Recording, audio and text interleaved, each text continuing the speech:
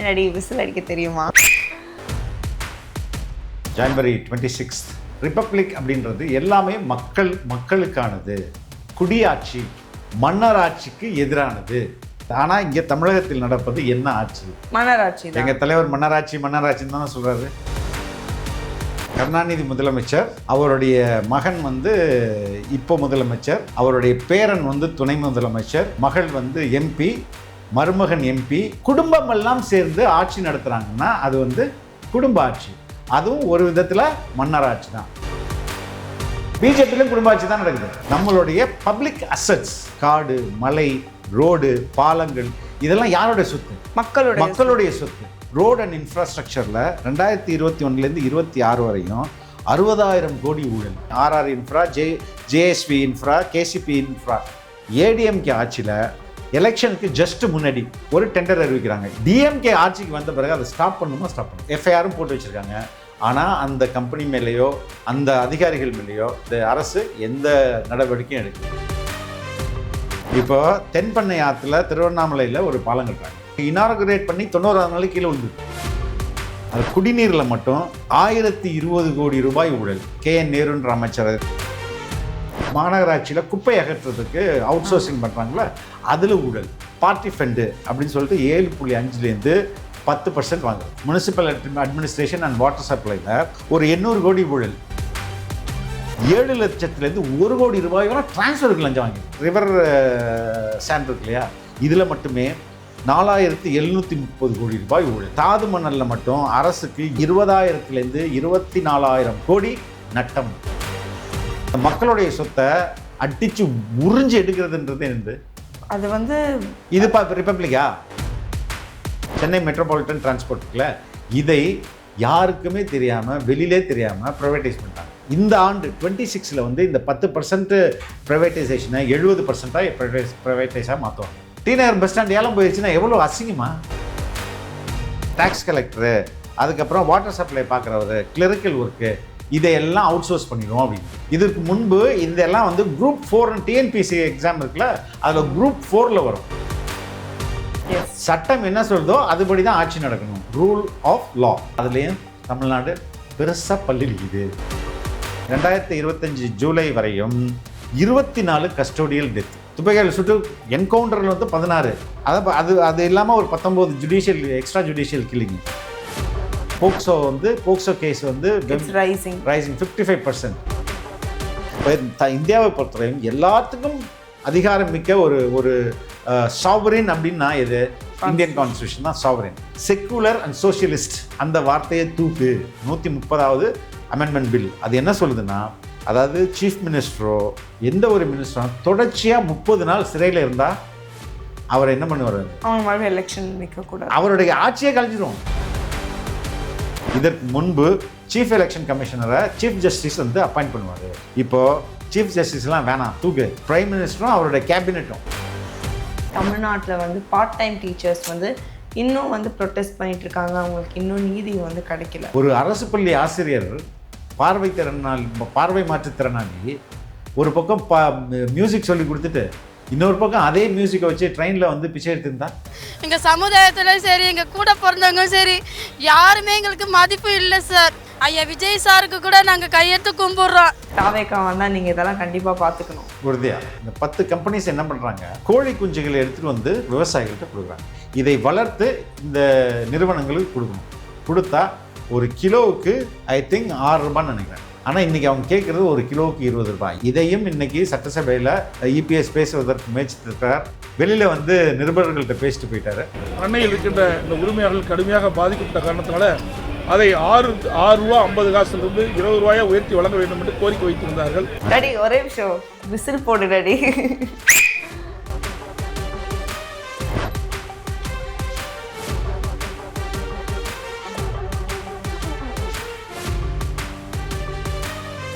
வணக்கம் டாடி. வணக்கம் Lisa. Daddy whistle அடிக்க தெரியுமா? உனக்கு விசில் அடிக்க தெரியுமா? எனக்கு தெரியாது டாடி. ஆனா உங்களுக்கு தான் ரொம்ப நல்லா விசில் அடிக்க தெரியுமே. ஓகேவா? எனிவே, விசிலை பத்தி இன்னும் சற்று நேரத்தில் நம்ம பேசலாம். விசில் பற்றி பேசுவோம். அதுக்கு முன்பு ரொம்ப முக்கியமானது, இப்போ இன்னும் ஜனவரி 26 என்னது அது? ரிப்பப்ளிக் டே. அப்போ ரிப்பப்ளிக் டே பற்றி பேசுவோம். ரிப்பப்ளிக்னா என்னன்றது நிறைய பேருக்கு மக்களுக்கு ஒரு சந்தேகம் இருக்கும். நம்மளுடைய அரசியல் கிளாஸஸ், அதாவது அரசியல் பொலிட்டிக்கல், ஆமாம், எஸ், பொலிட்டிக்கல் ஐடியாலஜிஸ் பற்றி நம்ம வந்து ஒரு தனியாக ஒரு கிளாஸ் பண்ணிட்டு இருந்தோம். பட் அது வந்து நீங்களும் வந்து ரொம்ப பிஸி ஆகிட்டீங்க, அதனால் வந்து வி ஸ்டாப்ட். பட் ஸ்டாப்ல அப்பப்போ பண்ணிட்டு இருப்போம், அப்பப்போ பண்ணிட்டு இருந்தோம். ஆனால் ரொம்ப ஒரு கேப் ஆயிடுச்சு. பட் இப்போ வந்து முழு அரசியல்வாதியாகவே நீங்கள் உட்காந்துக்கிட்டு இப்போ எங்களுக்கு அரசியல் சொல்லி கொடுக்க போகிறீங்க. So what is a republic? ஏன்னா 26 ஜனவரி ரிப்பப்ளிக் டே வருது. ஆமாம், ரிப்பப்ளிக் அப்படின்றது அந்த ரூட் வேர்ட், அந்த வார்த்தை வந்து எங்கேருந்து வருதுன்னா ஒரு லத்தீன் வார்த்தையிலேருந்து வருது. எப்படின்னா அது எப்படின்னா வந்து ரிப்பப்ளிகா அப்படின்றது தான் அதோடைய meaning, which means the public thing அப்படின்றது அதுக்கான மீனிங். ரிப்பப்ளிக் அப்படின்றது எல்லாமே மக்களுக்கானது. குடியாட்சி அப்படின்னு, குடியரசுனா என்னது? குடினா மக்கள், குடிமக்கள், அந்த சிட்டிசன்ஸோடைய ஆட்சி தான் குடியாட்சி தான் குடியரசு அப்படின்றது தான் அதோடைய லிட்ரல் மீனிங் இன் தமிழ். அதுக்குன்னு சில கூறுகள் இருக்குது. கூறுகள்னால் எலிமெண்ட்ஸ் ஆஃப் ரிப்பப்ளிக்கில் வந்து அதை நம்ம பார்ப்போம். அது எதெல்லாம் எலிமெண்ட்ஸ் எல்லாம் என்ன, அது இப்போது இந்த கட்சிகளால் எப்படி ஃபாலோ பண்ணப்படுது அப்படின்றத நம்ம எக்ஸ்பிளைன் பண்ணாலே இங்கே வந்து குடியரசா இல்லை வந்து வேற அரசா அப்படின்றது நமக்கு எல்லாத்துக்கும் தெரிஞ்சிடும். குடியரசுடைய முதல் கூறு அப்படின்றது என்னென்னா மன்னராட்சிக்கு எதிரானது. எது முதல் கூறே? மன்னராட்சிக்கு எதிரானது. இது மன்னராட்சி இல்லை அப்படின்றது. ஆனால் இங்கே தமிழகத்தில் நடப்பது என்ன ஆட்சி? மன்னராட்சி. எங்கள் தலைவர் மன்னராட்சின்னு தானே சொல்கிறாரு. ஏன் இங்கே மன்னராட்சின்னு சொல்கிறாங்க? ஏன்னா இப்போ ஒருத்தங்க இப்போ வந்து ஸ்டாலின் இருக்காங்க, அதுக்கு அடுத்தது வந்து யார் வந்து மூத்தவரோ இல்லை யார் வெல் குவாலிஃபைடோ அவங்க தான் வந்து நெக்ஸ்ட் டிஎம்கே வந்து ஹெட் பண்ணோம். ஆனால் இது எப்படின்னா நெக்ஸ்ட் வந்து உதயநிதி ஸ்டாலின் இன்பநிதி வரைக்கும் போயிருக்கிறாங்க. ஓகே, கருணாநிதி முதலமைச்சர், அவருடைய மகன் வந்து இப்போ முதலமைச்சர், அவருடைய பேரன் வந்து துணை முதலமைச்சர், இன்னொரு மகள் வந்து எம்பி, மருமகன் எம்பி. இது மாதிரி குடும்பமெல்லாம் சேர்ந்து ஆட்சி நடத்துகிறாங்கன்னா அது வந்து குடும்ப ஆட்சி. அதுவும் ஒரு விதத்தில் மன்னராட்சி தான். அதை பார்ப்போம். இப்போது திமுகவை பொறுத்தவரையும் எம்பிக்களில் 32 பேர் இருக்கிறாங்கன்னா 32 பேரில் 35% வந்து குடும்பத்தினர். அதே போல் மினிஸ்டர்ஸில் 32% குடும்ப உறவுகள் வந்து மினிஸ்டராக இருக்கிறாங்க.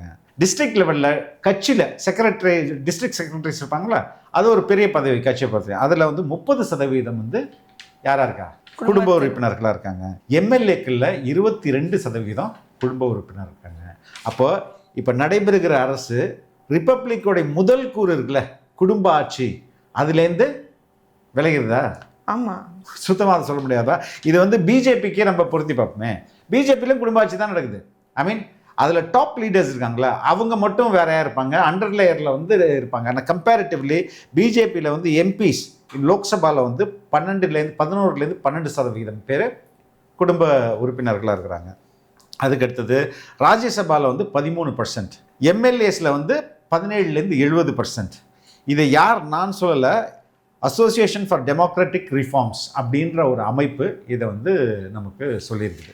அப்போது இங்கே எந்த கட்சியாக இருந்தாலும் சரி, அங்கே குடும்ப உறுப்பினர்களுக்கு டாமினேஷன், குடும்ப உறுப்பினர்கள் வந்து ஆட்சியை முன்னின்று நடத்துறது.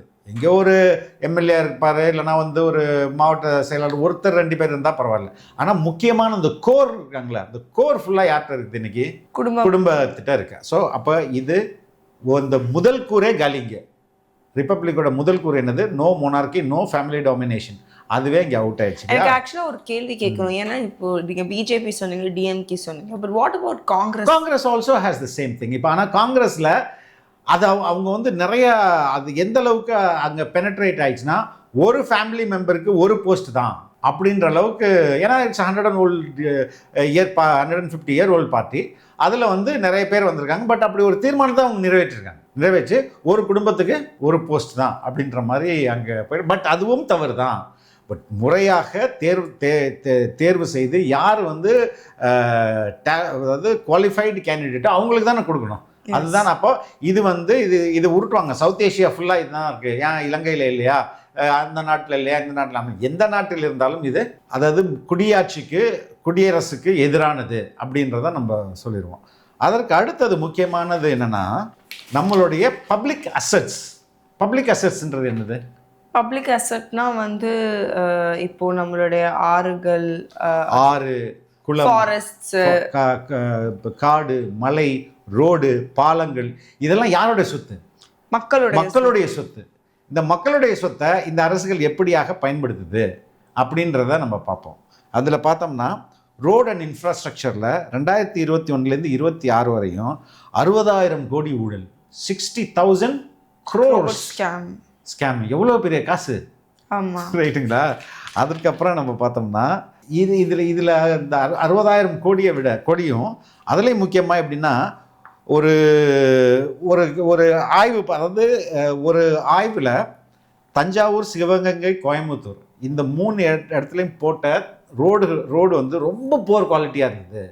ஏன்னா 25% கிட்ட கமிஷன் அடிக்கிறாங்க. அதில் என்னென்ன ஆர்ஆர் இன்ஃப்ரா, ஜேஎஸ்வி இன்ஃப்ரா, அதுக்கு கேசிபி இன்ஃப்ரா, இந்த 3 கம்பெனிஸ்க்கும் இந்த கான்ட்ராக்ட் வழங்கப்படுது. இது ரொம்ப இன்ட்ரெஸ்டிங்காக. ஏன் இதை பற்றி நான் மென்ஷன் பண்ணுறேன்னா, ஏடிஎம்கே ஆட்சியில் எலெக்ஷனுக்கு ஜஸ்ட் முன்னாடி ஒரு டெண்டர் அறிவிக்கிறாங்க. இந்த 3 ஊருக்கும் ரோடு போடுறது டெண்டர் அறிவிக்கிறாங்க. Just 1 day or 2 days before election commission வந்து தேர்தல் அறிவிப்பு கொடுக்க போகிறாங்க. அதுக்கு முதல் நாள் இந்த அறிவிப்பை கொடுக்குறாங்க. இந்த டெண்டரை போட்டு ஏடிஎம்கே தனக்கு சாதகமான கம்பெனிஸ்க்கெல்லாம் டெண்டர் அறிவிச்சிச்சு. டெண்டர் வந்து எடுத்துட்டாங்க. டிஎம்கே ஆட்சிக்கு வந்த பிறகு அதை ஸ்டாப் பண்ணணுமா? ஸ்டாப் பண்ணக்கூடாது. ஆமாம், ஸ்டாப் பண்ணாமல் அந்த டெண்டரெல்லாம் அவங்களுக்கு வேலையெல்லாம் செஞ்சு முடிச்சிட்டாங்க அப்படின்னு சொல்லிட்டு பேமெண்ட்டே ரிலீஸ் பண்ணுறாங்க. இப்போது 2025 தமிழ்நாடு டிவிஎஸ்சி இருக்கு இல்லையா, லஞ்ச ஒழிப்புத்துறை, அந்த லஞ்ச ஒழிப்புத்துறை ஏதோ ஒரு அவன் நாளைக்கு ரொம்ப பிரச்சனை ஆகிடும், நம்ம மாட்டிப்போன்றதுனால போயிட்டு ஒரு எஃப்ஐஆர் பதிவு பண்ணி அதில் இந்த சாலைகள்லாம் இந்த 3 company RR infra, JSV infra, KCP infra, இந்த கம்பெனிஸ் போட்ட சாலைகள்லாம் வந்து சரியாக இல்லை அப்படின்றத ரிப்போர்ட்டும் எஃப்ஐஆரும் போட்டு வச்சுருக்காங்க.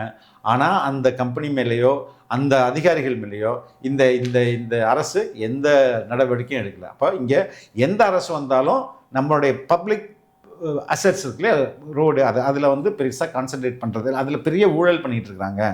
அதுக்கு அடுத்தது முக்கியமானது வந்து என்னென்னா பாலங்களும் நம்முடைய முக்கியமான அசெட்ஸ். ஆமாம். இப்போ தென்பண்ணை ஆற்றுல திருவண்ணாமலையில் ஒரு பாலம் கட்டுறாங்க. அந்த பாலம் கட்டி அந்த பாலத்தோடைய கட்டுமான தொகை வந்து 16 கோடின்னு வச்சுக்கலாம், 15.9 கோடி, 16 கோடின்னு வச்சுக்கலாம். கட்டி முடிச்சு 90 நாள் இனாகுரேட் பண்ணுறாங்க. இனாகுரேட் பண்ணி 90ஆவது நாள் கீழே விழுந்தது. ஐயோ, ஆமாம். அப்படி ஏன்னா அதுலேயும் ஊழல். அப்போது அதே மாதிரி நிறைய ஒரு 5-6 பாலங்கள் வந்து இந்த ஆண்டில் மட்டுமே வந்து கீழே விழுந்துச்சு. அதுப்போ இந்த பாலங்களையும் அவங்க சரியாக பயன்படுத்தி, இதெல்லாம் மக்களோட சொத்து. ஓகே. அதுக்கு அடுத்தது குடிநீர், நீர்நிலைகள் இருக்குல்ல, அதுவும் ரொம்ப முக்கியமான நம்மளுடைய பப்ளிக் அசெட்ஸ். அது குடிநீரில் மட்டும் 1020 கோடி ரூபாய் ஊழல். KN நேருன்ற அமைச்சர். அது என்னென்ன அப்படின்னா municipal administration and water supply அப்படின்ற டிபார்ட்மெண்ட்டில் தண்ணீர் சம்மந்தமாக அவ்வளோ ஊழல். தண்ணீர் தொடர்பாக தான் டாய்லெட்ஸ் கன்ஸ்ட்ரக்ஷன்லாம் வரும். டாய்லெட் கட்டுறதுல கூட ஊழல். அதுக்கப்புறம் தெரியும், இந்த மாநகராட்சியில் குப்பை அகற்றுறதுக்கு அவுட் சோர்சிங் பண்ணுறாங்களே, அதில் ஊழல். அதற்கு அடுத்தது இது எப்படியெல்லாம் ஊழல் பண்ணுறாங்கன்னா, இந்த மோடஸ் ஆப்ரண்டின்னு சொல்லுவாங்க. எப்படின்னா ஃபஸ்ட்டு எடுத்தோடனே பார்ட்டி ஃபண்டு அப்படின்னு சொல்லிட்டு 7.5லேருந்து 10% வாங்குறது பார்ட்டி ஃபண்டுன்னு. அது இல்லாமல் பார்ட்டி ஃபண்டை கொடுத்துருவான், வேலை ஆரம்பிச்சிடுவாங்க. ப்ராஜெக்டை சேங்ஷன் பண்ணணும். ப்ராஜெக்டை சேங்ஷன் பண்ணது இல்லாமல் ப்ராஜெக்ட் முடித்த பிறகு பில்லிங் ப்ராசஸ் பண்ணணும். பில்லிங் ப்ராசஸ் பண்ணால் தான் இவங்களுக்கு அந்த கம்பெனிக்கு காசு போய் சேரும். அந்த டைமில் 20லேருந்து 25% கமிஷன். அப்போ எப்படி தரமானதாக இருக்கும்? அதற்கு அடுத்தது இதே டிபார்ட்மெண்ட்டில், அதாவது முனிசிபல் அட்மினிஸ்ட்ரேஷன் அண்ட் வாட்டர் சப்ளையில் ஒரு 800 கோடி ஊழல். எதுக்குன்னா ஜாப் கொடுக்குறதுக்கு. ஒரு வேலைக்கு 25 லட்சத்துலேருந்து 35 லட்சம் வரையும் கமிஷன் வச்சுருக்காங்க பர் ஜாப். அவர் 35 லட்சம் கொடுத்துட்டு ஒரு 1/4 கோடிக்கு மேலே கொண்டு போய் கொடுத்துட்டு லஞ்சமாக கொடுத்து வேலையில் சேர்றவர் எப்படி நேர்மையாக இருப்பார்? கண்டிப்பாக இருக்க மாட்டார். டெஃபினட்டாக 35 லட்சம் கொடுத்துருக்கோம், அட்லீஸ்ட் ஒரு 3 கோடி 50 லட்சம்னாச்சும் அடிக்கணும்னு அவர் ட்ரை பண்ணுவார்ல. கண்டிப்பாக. அப்போ இது மட்டும் இல்லாமல் இதே டிபார்ட்மெண்ட்டில் ட்ரான்ஸ்ஃபருக்கு வேலை இங்கேருந்து எங்கள் சொந்த ஊருக்கு போடுங்க, இல்லைன்னா வேற ஒரு இடத்துக்கு மாற்றுங்கன்னு சொல்கிறதுக்கு 7 லட்சத்துலேருந்து 1 கோடி ரூபாய் வரை டிரான்ஸ்ஃபருக்கு லஞ்சம் வாங்கியிருக்காங்க. இது ஒரு 3 நாளைக்கு முன்னாடி இடி வந்து வெளியிட்ட ஒரு தகவல். ஒரு டிரான்ஸ்ஃபருக்கு 1 கோடி வாங்கினான்னா 1 கோடி லஞ்சம் கொடுத்தானா அங்கே உள்ளே போய் அந்த இடத்துக்கு போயிட்டு அவன் என்ன பண்ணுவான்? 10 கோடி அடிப்பானா இல்லையா? கண்டிப்பா. ஓகே, இது வந்து முனிசிபல் அட்மினிஸ்ட்ரேஷன் அண்ட் வாட்டர் சப்ளைல. இதற்கு அடுத்தது முக்கியமானது நம்மளுடைய ஆற்றோடைய கனிம வளம். மொத்த கனிம வளமும் அது வந்து ரேர் மினரல்ஸாக இருக்கலாம், இல்லைன்னா மவுண்டன் சாண்டாக இருக்கலாம், இல்லைன்னா வந்து ரிவர் சாண்டாக இருக்கலாம். இதெல்லாம் கனிமங்களில் வருது இல்லையா? இதில் முதல்ல நம்ம ரிவர் சாண்ட் இருக்கு இல்லையா?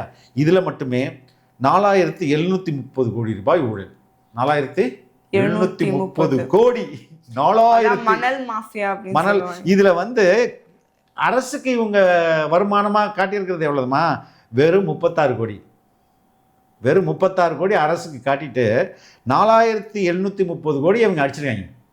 இதுவும் ஃபஸ்ட்டு எப்படி அடிக்கிறதுனா, கவர்மெண்ட்டே போலி ரசீது ரெடி பண்ணுறது, போலி கியூஆர் கோடு ரெடி. ஏன்னா இது வந்து ஆப் டெவலப் பண்ணி, ஏன்னா நிறைய இதில் கொள்ளை நடக்குது அப்படின்றதுனால ஒரு ஆப் டெவலப் பண்ணி அந்த ஆப் அந்த அதில் கியூஆர் கோடை நீங்கள் கொடுத்துட்டு இந்த நம்பர் லாரியில் இத்தனை லோடு நான் வாங்குகிறேன் அப்படின்னு பப்ளிக் வந்து வாங்கணும்.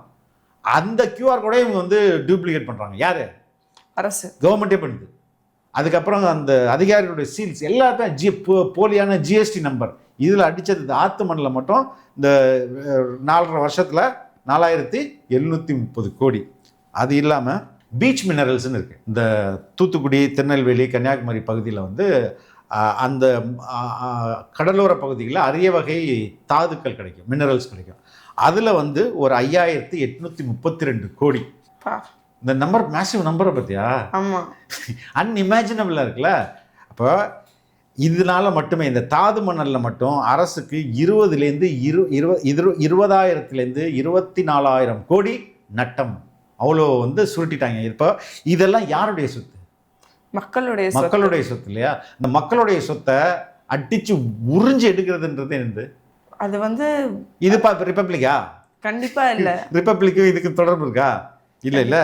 அதே போல் வந்து இன்னொரு முக்கியமானது, இந்த அரசு என்ன பண்ணுதுன்னா, நம்மளுடைய இந்த தமிழக அரசுடைய தமிழ்நாட்டுடைய வளத்தையும் மக்களையும் ஏடிஎம்மாக பார்க்குறாங்க.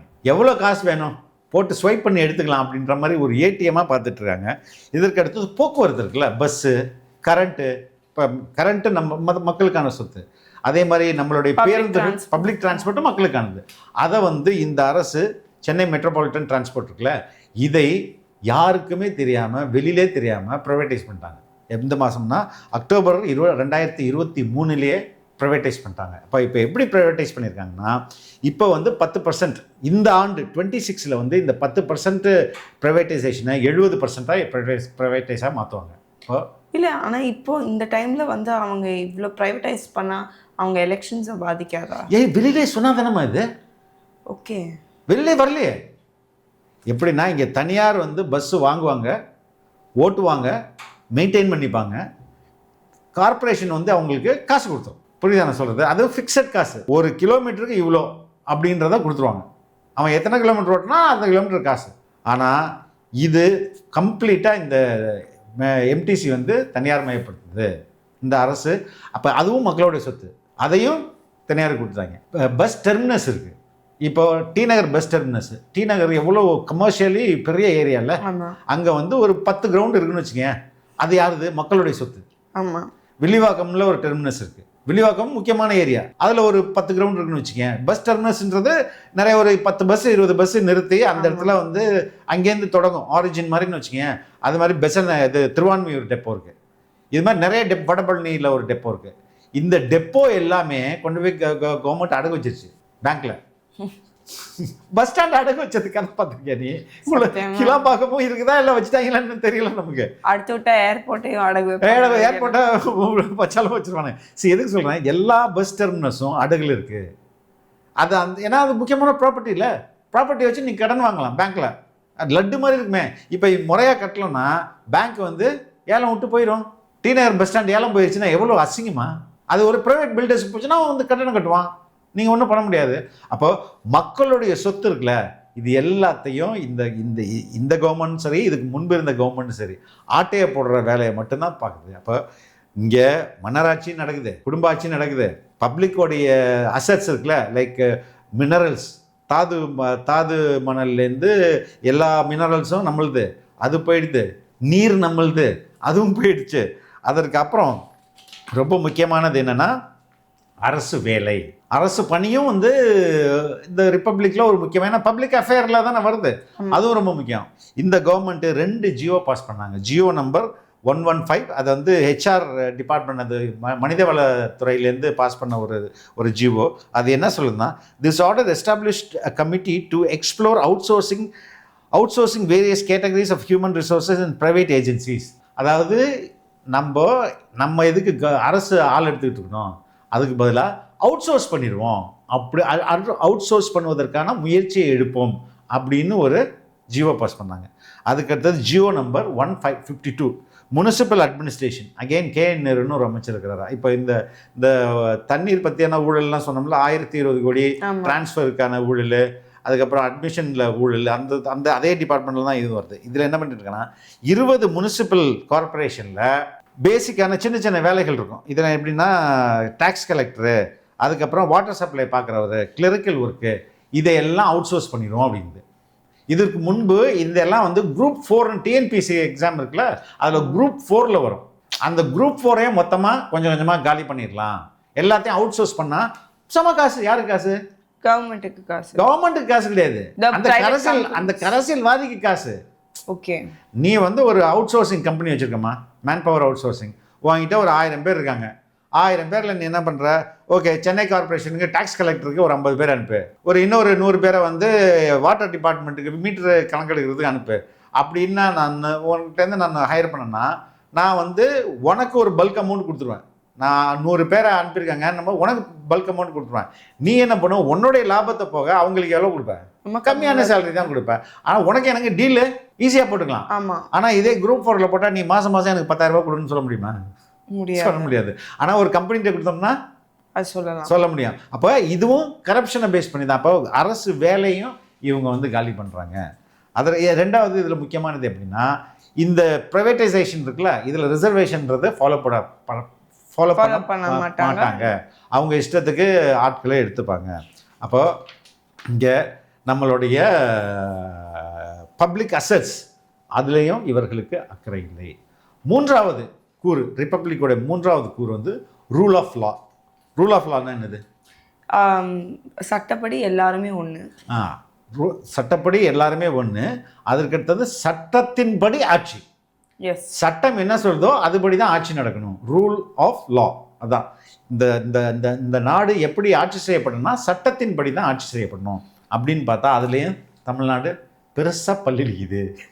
எப்படின்னு பார்த்தோம்னா, ஆஸ் ஆஃப் ஜூலை 2025 2025 ஜூலை வரையும் 24 கஸ்டோடியல் டெத்.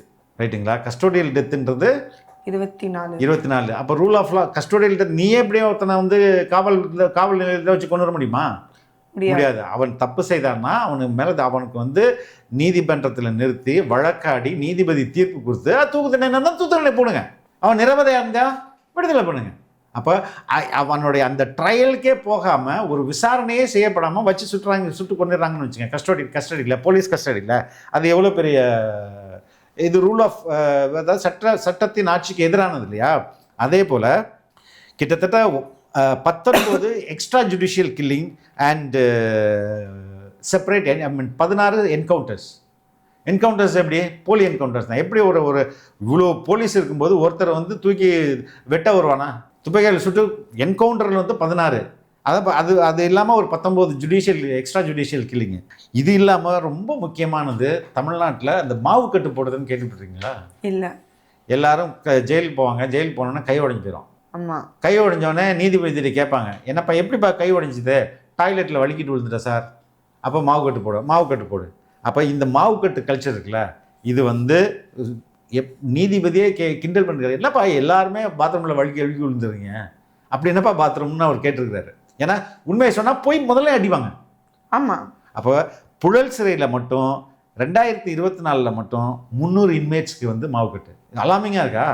ரொம்பவே ரொம்ப இது ரொம்ப ஒரு அச்சம் கொடுக்க. அது இல்லாமல் நேற்று நம்ம பேசின மாதிரி போக்சோ கேஸ் வந்து rising 55%. Women crime against women வந்து ஒரு 33%. அப்போ இங்கே ரூல் ஆஃப் லா அப்படின்றதும் ஒரு மிகப்பெரிய கேள்விக்குறியாக இருக்கிறது. அப்போ தமிழகத்தை பொறுத்தவரையும் எந்த ஒரு ரிப்பப்ளிக்கோடைய ஒரு ஐடியா எலிமெண்ட்ஸுமே இங்கே வந்து ஃபாலோ பண்ணப்படலை. இது இப்போ நான் ரிப்பப்ளிக்கோட கூறுகள் என்ன சொன்னேன்? மன்னராட்சி, மக்களுடைய பொது சொத்து, அதாவது நம்மளுடைய சொத்துக்களான நேச்சுரல் ரிசோர்சஸ், அதற்கு அடுத்தது எம்ப்ளாய்மெண்ட், கவர்மெண்ட் எம்ப்ளாய்மெண்ட், அதுக்கு அடுத்தது ரூல் ஆஃப் லா. இது நாளுங்காலியா. இதை விட முக்கியமானது என்னது?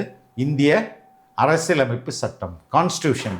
நம்ம வந்து எல்லாருக்கும் பவர் எங்கேருந்து டிரைவ் பண்ணுறோம்? கான்ஸ்டியூஷன்லேருந்து தான் டிரைவ் பண்ணுறோம். நம்மளுடைய அடிப்படை எனக்கு பேசிக் ஃபண்டமெண்டல் ரைட்ஸ் இருக்குது. என்னுடைய பேச்சுரிமை, எழுத்துரிமை, என்னுடைய உடை அணியும் உரிமை, நான் வந்து freedom of association, freedom of assembly, freedom to choose my own profession, இதெல்லாம் இருக்குல்ல. இதெல்லாம் எங்கேருந்து நம்ம டிரைவ் பண்ணுறோம்? கான்ஸ்டியூஷன்லேருந்து டிரைவ் பண்ணுறோம். அதுமாதிரி பிரைம் மினிஸ்டருடைய பவர், சீஃப் மினிஸ்டருடைய பவர், சுப்ரீம் கோர்ட் ஜட்ஜஸோட பவர், இதெல்லாம் எங்கேருந்து டிரைவ் பண்ணுறோம்? கான்ஸ்டியூஷன் தான். இப்போ இந்தியாவை பொறுத்தவரையும் எல்லாத்துக்கும் அதிகாரம் மிக்க ஒரு சாவரின் அப்படின்னா எது? இந்தியன் கான்ஸ்டியூஷன் தான் சாவரின். ஆனால் அந்த கான்ஸ்டியூஷனில் அதை மதிக்கிறதா ஒன்றிய அரசு, இப்போ பாஜக அரசு மதிக்கிறது இல்லை. அந்த கான்ஸ்டியூஷனை மாற்று, நம்ம இஷ்டத்துக்கு மாற்று. அதில் குறிப்பாக செக்குலர் அண்ட் சோஷியலிஸ்ட் அந்த வார்த்தையை தூக்கு அப்படின்னு அவங்க வந்து முயற்சி. அதுக்கு பதிலாக மனுஸ்மிருதியை கொண்டு போய் வை அப்படின்ற மாதிரி அவங்க முயற்சி பண்ணிகிட்ருக்காங்க. இதில் ரொம்ப முக்கியமான பில்லு 138th அமெண்ட்மெண்ட் பில் அப்படின்னு ஒரு இந்திய அரசியலமைப்பு சட்டத்தில் ஒரு மாற்றம் பண்ணுறாங்க. 130வது அமெண்ட்மெண்ட் பில். அது என்ன சொல்லுதுன்னா, அதாவது சீஃப் மினிஸ்டரோ பிரைம் மினிஸ்டரோ இல்லை எனி ஆஃப் த மினிஸ்டர்ஸ், எந்த ஒரு மினிஸ்டரும் தொடர்ச்சியாக 30 நாள் சிறையில் இருந்தால் அவர் என்ன பண்ணுவார்? அவங்க எலெக்ஷன் நிற்கக்கூடாது, அவருடைய ஆட்சியை கழிஞ்சிடும். ஓகே, அவர் பிரைம் மினிஸ்டர் இருந்தால் அவர் ஆட்சி கழிஞ்சிடும். சீஃப் மினிஸ்டர் இருந்தால் 30 நாள் சிறையில் இருந்தால் ஆட்சி கழிஞ்சிடும். வேணும்னே ஒருத்தர் அதை இருந்தால் ட்ரையலாக இருந்தால் கூட, ப்ரீ ட்ரையல், இதுக்கு முன்பு தண்டனை பெற்றிருந்தது.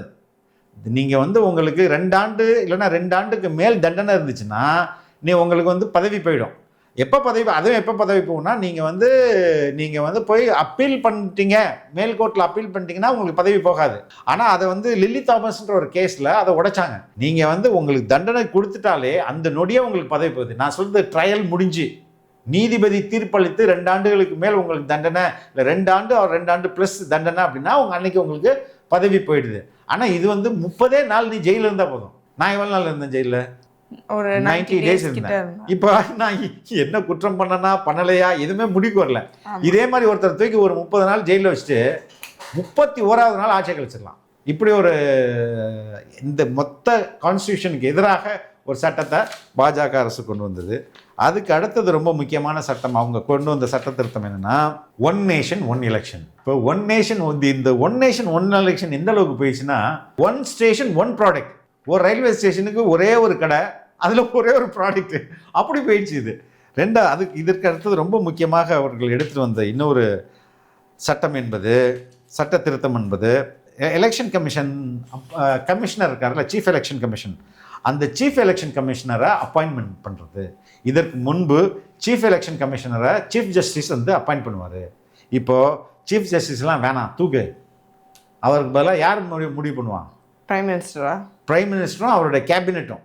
அவர்களுக்கு நினைத்தவர்களை தூக்கி போடலாம் அந்த பொசிஷனுக்கு. அது எலெக்ஷன்றது ஒரு இண்டிபெண்டன்ட் பாடியாக இருந்தால் மட்டும்தான் நம்ம சரியான தேர்தல் நடக்கும். அப்போ இந்த எலெக்ஷன் கமிஷனை வச்சு நீங்கள் யாரை வேணாலும் முடக்கலாம்ல, எந்த அரசியல் கட்சி வேணாலும் பழி வாங்கலாம்ல. ஏன்னா இந்த கேபினெட் முடிவு பண்ணிச்சுன்னா யாரை முடிவு பண்ணுவாங்க? அவங்களுக்கு வேண்டியப்பட்ட ஆள் தானே முடிவு பண்ணாங்க. ஸோ அப்படி ஒரு முயற்சியும் இவர்கள் கொண்டு வர முயற்சிக்கிறார்கள். அதற்கு அடுத்தது இந்த 1 நேஷன் 1 எலெக்ஷன் பேசணும். 1 நேஷன் 1 எலெக்ஷன் சொன்னோமா, அதை வந்து ஜனவரி 16, 2026 ஒரு சில வாரங்களுக்கு முன்புன்னு வச்சுக்கோங்க, போன வாரமாக இருந்திருக்குன்னு நினைக்கிறேன். we are now in the 21st last வீக்கில் இருக்கணும். லாஸ்ட் வீக்கில் cabinet has given approval for this 1 nation 1 election. அப்படியாக இதுவும் இப்போ கான்ஸ்டியூஷன் தான் ஹையர். இந்த கான்ஸ்டியூஷனை இந்த அரசு மதிக்குதா? கண்டிப்பாக இல்லை. அப்போ நம்ம ரிப்பப்ளிக் உண்மையிலே வந்து ரிப்பப்ளிக் நம்ம நாட்டில் இருக்குதா இல்லையா?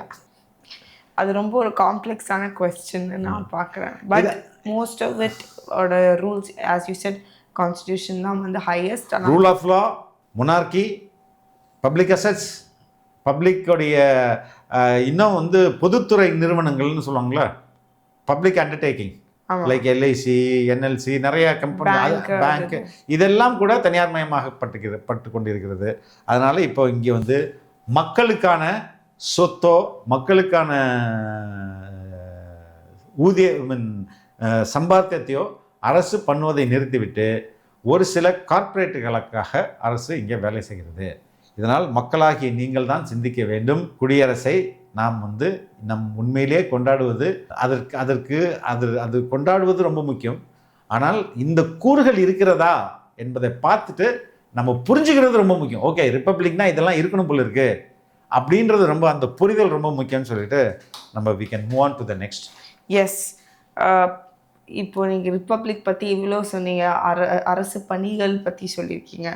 அதே சமயத்தில் தமிழ்நாட்டில் வந்து பார்ட் டைம் டீச்சர்ஸ் வந்து இன்னும் வந்து ப்ரொட்டஸ்ட் பண்ணிட்டு இருக்காங்க. அவங்களுக்கு இன்னும் நீதி வந்து கிடைக்கல. என்ன ஆச்சு டாடி, எப்படி வந்து இது போகும் அப்படின்னு நீங்கள் நினைக்கிறீங்க? இல்லைம்மா, அந்த பார்ட் டைம் டீச்சர்ஸ்ன்றது இது வந்து டீச்சர்ஸ் பற்றாக்குறையாக இருக்கிறாங்க. அதனால் நீங்கள் வந்து அது இல்லாமல் வந்து முக்கியமான சப்ஜெக்ட்ஸ் லைக் ஆர்ட், மியூசிக், அதுக்கப்புறம் கம்ப்யூட்டர், விளையாட்டு, இதுக்கெல்லாம் ஆசை இப்போ நம்மளுடைய சொசைட்டிலே இதுக்கெல்லாம் முக்கியத்துவம் கொடுக்குறதில்ல. ஆமாம். இப்போ நான் வந்து எனக்கு தெரிஞ்சு ஆர்ட்டுக்கு வந்து மாணவர்களுக்கு சிறு வயதிலேயே ஆர்ட்டை சொல்லித்தரணும். அதாவது அது ஓவியமாக இருக்கலாம், இல்லைன்னா கிளேயாக இருக்கலாம், இல்லைன்னா ஸ்கல்ப்சிங்காக இருக்கலாம், எது வேணா இருக்கலாம். அது ஒரு முக்கியமான கலை. அதை சொல்லிக் கொடுக்கணும், எல்லா நிலையிலையும் சொல்லிக் கொடுக்கணும். ஆனால் அதை நம்ம வந்து இக்னோர் பண்ணிடுறோம். அதே மாதிரி மியூசிக் சொல்லித்தரணும், அதை இக்னோர் பண்ணணுமா. கார்டனிங், தோட்டக்கலை, அதை சொல்லித்தரணும், இக்னோர் பண்ணிடுறோம். அதுக்கப்புறம் டெய்லரிங் சொல்லித்தரணும், இக்னோர் பண்ணிடுறோம். இப்போ இது மாதிரியான ஆர்ட்டை வந்து சொல்லித்தரணும். இதற்கு லைஃப் ஸ்கில்ஸ் தானே. லைஃப் ஸ்கில் மட்டும் இல்லாமல் நீ ஆர்ட்ன்றது எவ்வளோ ஒரு மேன்மையான மனிதனாக மாற்றும். ஆமாம். ஆர்ட் அப்ரிஷியேட் பண்ணுறதுன்றது எவ்வளோ முக்கியமானது. ஆமாம். இப்போ நான் ஆர்ட்ஸ் படித்தாலே ரொம்ப கேவலமாக பார்க்குறாங்க. என்னங்க பிஏ எக்கனாமிக்ஸா, நீங்கள் வேஸ்ட்டு, நீங்கள் லிட்ரேச்சரா, கிராமர் தான் படிக்க போறீங்க. ஆமாம், அப்படி பேசக்கூடிய நிறைய பேர் வந்து நம்ம ஏன் ஹிஸ்ட்ரியா, எதுக்கு அது? ஸோ ஆர்ட் சப்ஜெக்ட் தான் உண்மையிலேயே மக்களை பற்றிய படிப்பு. மக்களை படிப்பது தானே வந்து உண்மையான படிப்பு. ஆமாம். அந்த மக்களை படிக்கிற படிப்புக்கு வந்து இங்கே மவுஸ் குறைஞ்சி போச்சு. இயந்திரங்களையும் நோய்களையும், அதுக்கு அடுத்தது என்ன சொல்லுது, இதை இயந்திரங்களையும் நோய்களையும் படிக்கிற படிப்பு வந்து ரொம்ப பெரிய படிப்பாக இருக்குது. மக்களை பற்றிய படிப்பு வந்து ரொம்ப ரொம்ப அதுக்கான மதிப்பு குறைஞ்சி போச்சு. காலேஜ் லெவலில், ஸ்கூல் லெவலில் சுத்தமாக இல்லை. அப்போ இதை சரி பண்ணணும் அப்படின்றதுக்காக தான் மத்திய அரசு வந்து ஒரு ப்ரோக்ராம் கொண்டு வராங்க. தமிழ்நாட்டில் 12,800 டீச்சர்ஸ் அப்பாயின்ட் பண்ணப்படுறாங்க. அதாவது இவங்களுக்கு பார்ட் டைமாக பண்ணுறாங்க. இவங்களுக்கு வேலை என்ன தரணும்னா, ஒரு மாதத்தில் 6 நாள் தான் வேலை. ஓகே. 6 நாளுக்கு பிறகு என்ன பண்ணுவாங்க? எதுவுமே பண்ண முடியாது. அப்போ எப்படிமா அவங்க சர்வை பண்ணுவாங்க? நம்மள்கிட்ட எனக்கு தெரிஞ்சவர் ஒரு ஓவிய ஆசிரியர், காலேஜ் ஆஃப் ஃபைன் ஆர்ட்ஸில் வந்து முறையாக பட்டம் பெற்ற ஒரு ஆசிரியர். அவர் வந்து அவர் ஃபிங்கர்ஸ்லாம் இருக்காது. அவர் 3 நாள் 6 நாளில் மட்டுமே வேலை செஞ்சு ஒரு மாதத்தை ஓட்டிட முடியுமா? மீதி அவர் வந்து பெயிண்ட் அடிக்கிற வேலைக்கு போகிறாரு, லாரியில் நேம் எழுதுறதுக்கு போகிறாரு, அரசு பள்ளிகளில் ஆசிரியர் வேற இருக்கிறாரு.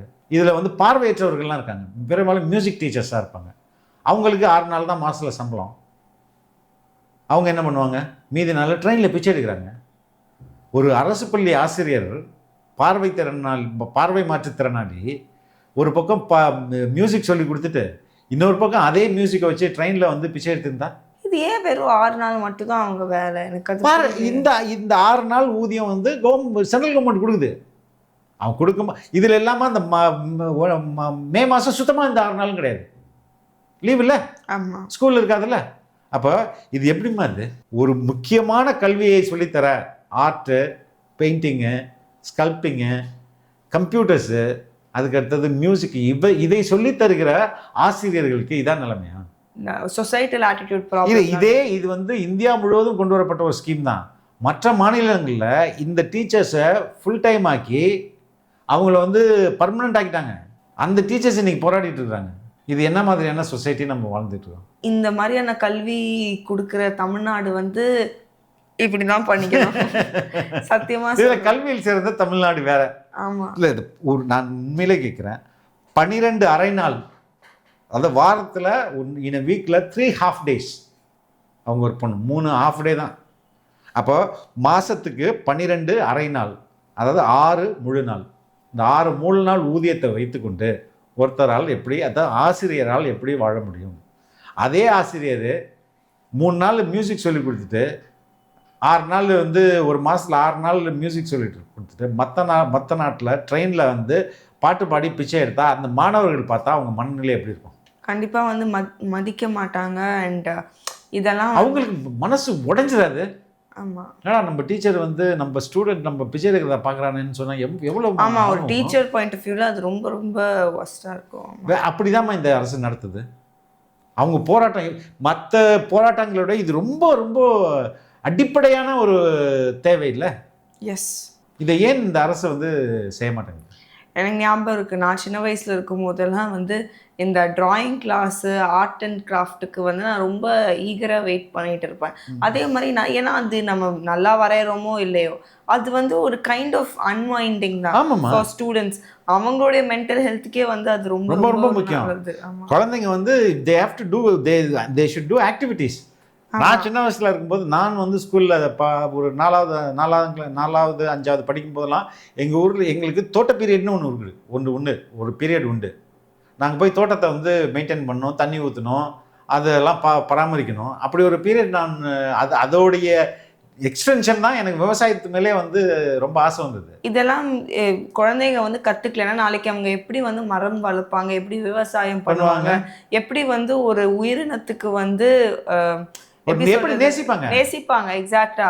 If they don't know about all of this, அவங்களால எப்படி அதை வந்து வெளிப்படுத்த முடியும்? எப்போவுமே மெஷின்ஸும் எப்போவுமே வந்து இந்த சயின்ஸ் விஷயமாவே வந்து அவங்க கற்றுக்கிட்டா அவங்க எப்படி இந்த அதர் சைட் ஆஃப் லைஃப்பை பார்த்துப்பாங்க?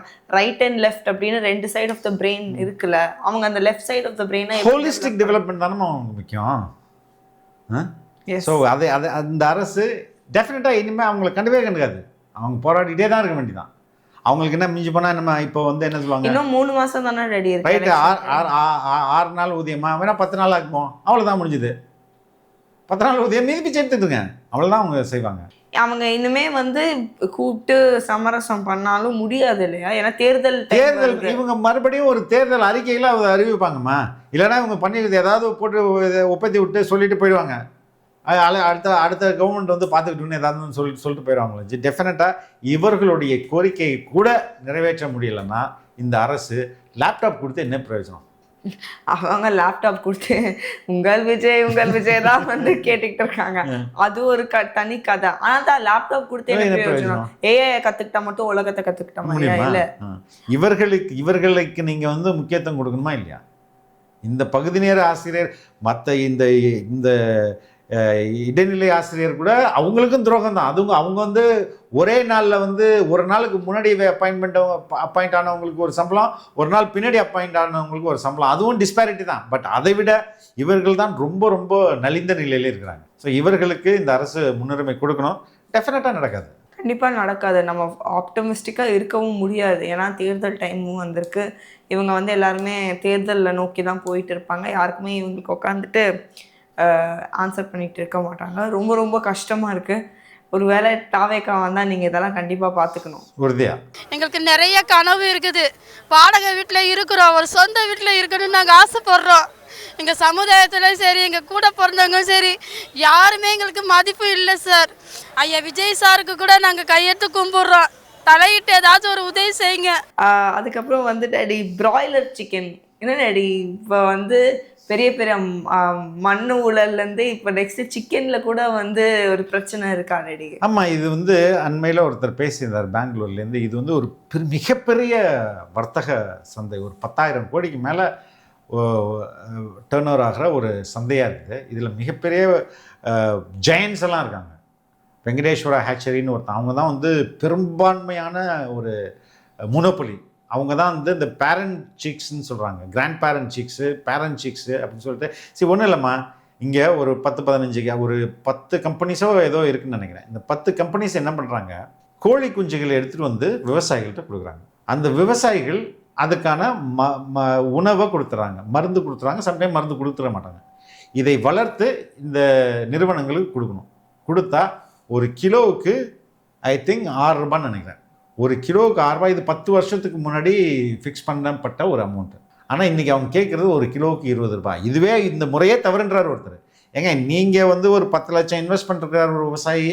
இந்த கறிக்கோழி கம்பெனி வந்து அவர் மேலே அவர் வந்து ஒரு 12 லட்சம் இன்வெஸ்ட் பண்ணியிருக்காங்க. 2 பேரும் சேர்ந்து பார்ட்னர்ஷிப்பாக தான் தொழில் நடத்துகிறாங்க. ஆனால் அந்த போடப்படுற அக்ரிமெண்ட்லாம் ஒன் சைடாக இருக்குது. வர்ற ப்ராஃபிட்டில் 2 பேருக்கு பகிர்ந்து கொடுக்கணுமே வந்து நீங்கள் எதுக்கு கூலிக்கு போகிறீங்க அப்படின்னு கேட்குறாரு. ஆனால் அந்த கூலியை கூட இந்த கார்ப்பரேட்டுகள் வந்து உயர்த்த மாட்டேன். இன்றைக்கி அசம்பிளியில் பேசியிருக்காரு எடப்பாடி இதை பற்றி. இப்போ 20 ரூபாய் கொடுத்தா தான் அவங்களுக்கு கட்டுப்படி ஆகும். 6 ரூபாய் கொடுத்து அதில் வேறு அக்ரிமெண்ட் வாங்கி அவனை வந்து ஒரு இம்ப்ராப்பர் ஃபீடு கொடுத்தா அந்த கோழி செத்து போச்சுன்னா அதுக்கெல்லாம் வந்து இவர் தான் காசு கட்டணும். பிளாங்க் செக்கை வாங்கிக்கிறது அதுக்காக முன்னாடியே வந்து அந்த அவங்க விவசாயிகளை வந்து நம்ம பிளாங்க் செக் கொடு, இந்த செக்கில் கையெழுத்து போட்டு கொடு, இந்த அக்ரிமெண்ட்டில் கையெழுத்து அக்ரிமெண்ட்டே அவன்கிட்ட இருக்காது. அந்த அக்ரிமெண்ட்டை கூட இவன் அவர்கிட்ட இருந்தால் தானே எடுத்துகிட்டு போய் ஒரு வக்கீல்கிட்ட காட்டி படிச்சாங்க இது யாருக்கு ஃபேவராக இருக்குது அப்படின்றத புரிஞ்சுக்கணும். இந்த இவர்களுடைய பயத்தையும் அறியாமையும் பயன்படுத்தி கொண்டு இவங்களை வந்து கசக்க புரியுது. இப்போ இந்த பேச்சுவார்த்தை முத்தரப்பு பேச்சுவார்த்தை கறிக்கோழி நிறுவனங்கள், விவசாயி, அரசு 3 பேரும் உட்காந்து பேசணும். பேசி இந்த விலையை வந்து 6 ரூபாயிலேருந்து 20 ரூபாய்க்கு மாற்றணும். இந்த பேச்சுவார்த்தையை ஈசன் நடத்தக்கூடாது, அவரை தூக்கி ஜெயிலில் வச்சிடணும். ஆமாம். இந்த கம்பெனிஸ் இருக்குல்ல, இந்த கம்பெனிஸில் சில என்ன சொல்கிறது, சில விவசாய சங்கங்கள்லாம் வச்சுருக்குது. இவங்களுக்கு ஃபேவராக அவங்க பேசுவாங்க. சரிங்க 6 ரூபாய் 6 ரூபாய் இருக்குது, அவங்க வந்து 20 ரூபாய் கேட்குறாங்க, 2க்கு வேணாம், இடையில 8 ரூபாய் to 10 ரூபாய் முடிங்க அப்படின்னு அவங்க பேசி விட்டு போயிடுவாங்க. புரியுதா? அப்போ இது வந்து ஒரு முக்கியமான இஷ்யூ. இதையும் இன்னைக்கு சட்டசபையில் இபிஎஸ் பேசுவதற்கு முயற்சித்திருக்கிறார். மைக் ஆஃப் பண்ணிட்டாங்களா இல்லை பேச விட்டாங்க? பேச விடல. மைக் ஆஃப் பண்ணிட்டாங்களா? பேச விட்டாங்க கத்துனோன்னா வெளியில் வந்து நிருபர்கள்ட்ட பேசிட்டு போயிட்டாரு. அதையும் பார்ப்போம். இன்றைக்கு தமிழகத்தில் கோவை, திருப்பூர், நாமக்கல், ஈரோடு, விழுப்புரம், தமிழகம் முழுவதும் பல மாவட்டங்களில் கறிக்கோழி வளர்ப்பு பண்ணை வந்து நடத்தி வர்றாங்க. இதில் சுமார் 40,000 விவசாயிகள் இந்த கறிக்கோழி வளர்ப்பு பணியில் ஈடுபட்டிருக்கிறாங்க. இதில் சுமார் 5 லட்சம் பேர் தொழிலாளர்கள் பணியாற்றி வருகிறார்கள். இது ஒரு முக்கிய தொழிலாக கருதப்படுகின்றது. கறிக்கோழி விற்கும் நிறுவனங்கள் ஒப்பந்த அடிப்படையில் கோழி வளர்ப்பு தொழில் செய்து வருகிறார்கள். கிலோ ஒன்றுக்கு 6.50 ரூபாய் அவர்களுக்கு வளர்ப்பு கூலியாக வழங்கிட்டு இருக்காங்க. அதிமுக ஆட்சியில் தான் அப்போ கால்நடைத்துறை அமைச்சர் இருக்கும்போது இதுக்கு ஒப்பந்தம் போடப்பட்டது. இப்போ பல ஆண்டுகள் ஆகிவிட்டது. இப்போ கோழி குஞ்சு, கோழி வளர்ப்பு தீவனத்தின் நிறுவனங்கள் வழங்கியிருக்கு. ஆனால் இடம், கோழி பண்ணை செட்டு, தேங்காய் நார் மஞ்சி, மின் கட்டணம், தண்ணீர் போல பல மடங்கு இன்னைக்கு உயர்ந்துட்டு. இந்த விலை உயர்வால் இன்றைக்கு கடுமையாக இந்த கறிக்கோழி வளர்ப்பு பண்ணை உரிமையாளர்கள் பாதிக்கப்பட்டிருக்கிறாங்க. மற்றும் தொழிலாளருடைய சம்பளமும் உயர்ந்து விட்டது. இதனால் வந்து இந்த கறிக்கோழி வளர்ப்பு பண்ணை உரிமையாளர்கள் இதனுடைய வளர்ப்பு வகை உயர்த்தி கொடுக்க வேண்டும் என்று பல முறை கோரிக்கை வைத்தார்கள். அரசிடம் 6 மாத காலமாக தொடர்ந்து இது குறித்து அரசுடைய கவனத்தை கொண்டு வருவதற்கு போராட்டம் நடத்திட்டு இருந்தாங்க. ஆனால் அவர்கள் அதை கண்டுகொள்ளவில்லை. அவர்கள் இன்றைக்கு இருக்கின்ற சூழ்நிலைக்கு தக்கவாறு இந்த மின்கட்டண உயர்வு, இதோட தொழிலாளருடைய சம்பள உயர்வு, இப்படி பல வகையிலும் இந்த கோழி வளர்ப்பு பண்ணையில் இருக்கின்ற இந்த உரிமையாளர்கள் கடுமையாக பாதிக்கப்பட்ட காரணத்தினால அதை 6 ரூபா 50 காசிலிருந்து 20 ரூபாயை உயர்த்தி வழங்க வேண்டும் என்று கோரிக்கை வைத்திருந்தார்கள். இது குறித்து அரசுடைய கவனத்துக்கு கொண்டாந்தாங்க. அரசு 7/1/2026 மற்றும் 21/1/2026 முத்தரப்பு பேச்சுவார்த்தை நடத்தப்படும் என்ற அறிவிப்பை கொடுத்துவிட்டு முத்தரப்பு பேச்சுவார்த்தையை நடத்தலை, நிராகரிச்சுட்டாங்க. இதில் சுமார் 40,000 விவசாய குடும்பங்கள் இதில் பாதிப்புக்குள்ளாகிறாங்க. 5 லட்சம் தொழிலாளர்கள் ஈடுபட்டிருக்காங்க. ஆனால் அரசு வேண்டுமென்றே திட்டமிட்டு இந்த கறிக்கோழி வாங்குகின்ற நிறுவனங்களுக்கு சாதகமாக செயல்பட்டு வருகிறது. அதுதான் இப்போ தெளிவாக இருக்குது. ஏன்னா இன்றைக்கு இருக்கின்ற சூழ்நிலைக்கு தக்கவாறு இவர்களுடைய கூலி உயர்வை அந்த கோழி வளர்ப்பு செலவு அதிகரித்த காரணத்தினால அந்த வளர்ப்பு அந்த கோழி வளர்ப்புக்கு எவ்வளவு செலவு உயர்ந்திருக்கணும் அதற்கு ஏற்றவாறு அவர் உயர்ந்து கொடுக்க வேண்டும் என்று தான் அவருடைய கோரிக்கை. இதை 0 அவர்கள் நான் கொண்டு வந்தேன். இதை கூட பேசுவதற்கு இந்த அரசாங்கம் அனுமதிக்கல. எந்த அளவுக்கு இந்த அரசாங்கம் சர்வாதிகார போக்கை கடைபிடிக்கும் என்பது எனக்கு தெரியல. இது வந்து ரொம்ப ரொம்ப வருத்தம் கொடுக்க ஒரு விஷயமா இருக்கு. ஏழை விவசாயிகளை வந்து விவசாயிகள்ங்கிறது ரொம்ப செல்வாக்கான பீப்புளாக இருந்திருக்கிறோம். ஆனால் இவங்க தான் வந்து சுரண்டி ஏழை ஆக்குறாங்க. கண்டிப்பாக இதுக்கு எல்லாமே வந்து ஒரு முற்றுப்புள்ளி வரும் அப்படின்னு நான் நம்புகிறேன்.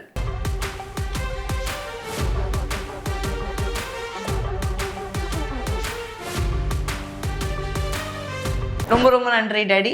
தேங்க்யூ லிசா, மீண்டும் சந்திப்போம். டாடி ஒரே விஷயம், விசில் போடு டாடி. ஓகே, சத்தம் பத்தல டாடி, இன்னும் விசில் போடு. காது கிழிஞ்சிரும். Bye daddy. பை. தேங்க்யூ.